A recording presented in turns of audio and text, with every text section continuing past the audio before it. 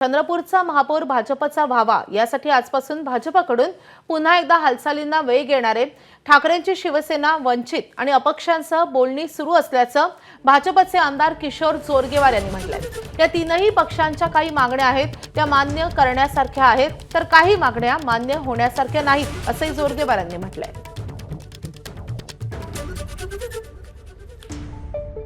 भाजपचे आमदार किशोर जोरगेवार आहे। आज 30 तारीख आहे। जर का आपण विचार करायचं झालं तर 6 फेब्रुवारीपर्यंत महापौर करायचा आहे। भाजप सध्या काय वेट अँड वॉचच्या भूमिकेमध्ये आहे की भाजपकडे काय सध्या कशा प्रकारची रणनीती सुरू आहे?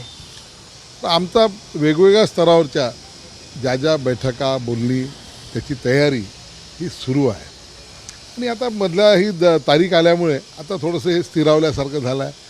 असं त्यावेळेस वाटायचं की कदाचित 1-2 तारीख याची येईल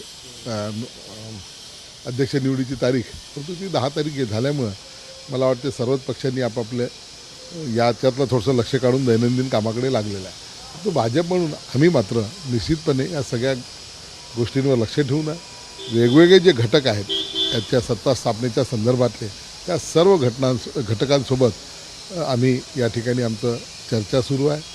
आज आता पुन्हा नव्यानं चर्चा सुरू होईल आणि या गोष्टीला पुन्हा आता वेग येईल असं मला वाटतं।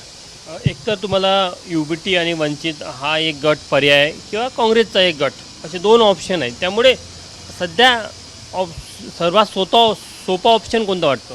हे बघा, नैसर्गिक रीतीने जर विचार केला तर UBT, वंचित आणि अपक्ष हा नैसर्गिक आहे, कारण की हे वेगवेगळे लढले आहे।